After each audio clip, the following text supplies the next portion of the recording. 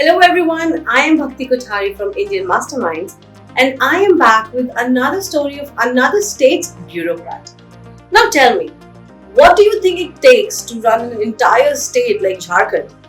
Power, authority, or maybe just luck?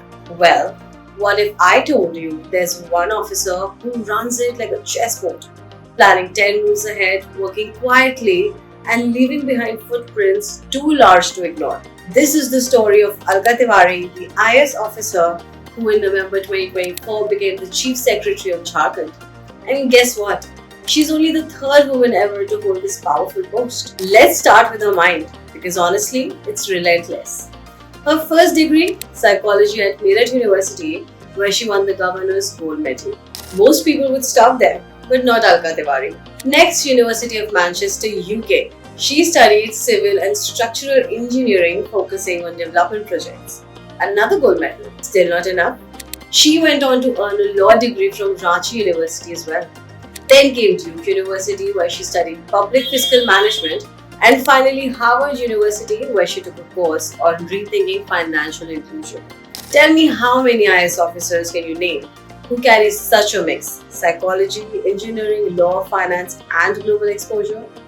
Her mind wasn't just educated, it was armed with strategy. Her very first posting was in Kunti, a place always balancing tribal identity with development challenges. From there, Gumla and Lohardaga as district collector. Think about it. A young female officer face to face with grassroots politics, tribal struggles, and local aspirations. These weren't just jobs, they were life classrooms, and they shaped how she'd think for decades. So what happens when someone like her moves from state to center?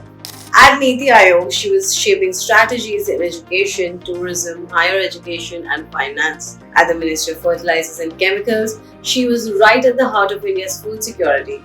And as CMD of FAGMIL, she revived the gypsum business and opened talks with Qatar, Iran, and Russia for urea supply. Yes, you heard that right. An IS officer from Jharkhand was influencing India's fertilizer diplomacy. She wasn't just implementing it, she was writing her policies. Do early lessons ever come back? For her, they did.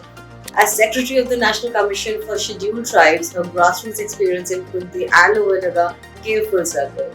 Here she deepened frameworks for tribal rights and development, not glamorous, not loud, but institutionally powerful. On 1st November 2024, she became Jharkhand's Chief Secretary. And just imagine, elections were just around the corner. Politically tense times. So what did she do first? She took on the Jharia rehabilitation plan, where underground fires burn and thousands wait for relief.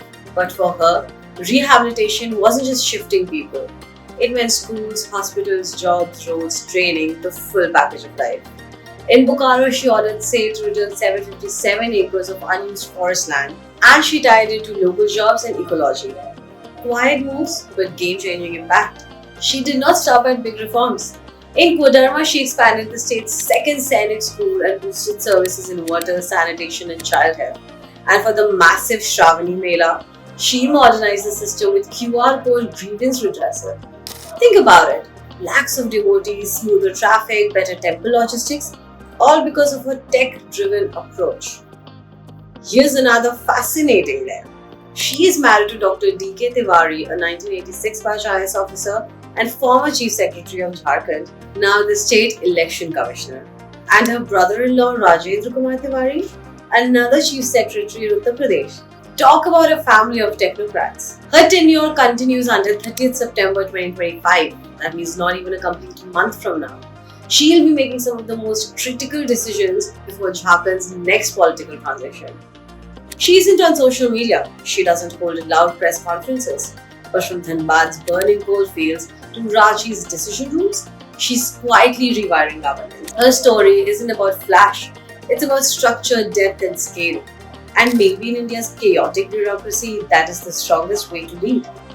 So I am Bhakti Kothari from Indian Masterminds, and this was the story of Alka Tiwari, the IS officer who runs Jharkhand like a chessboard. So tell me, is quiet power the most effective form of leadership? Comment below.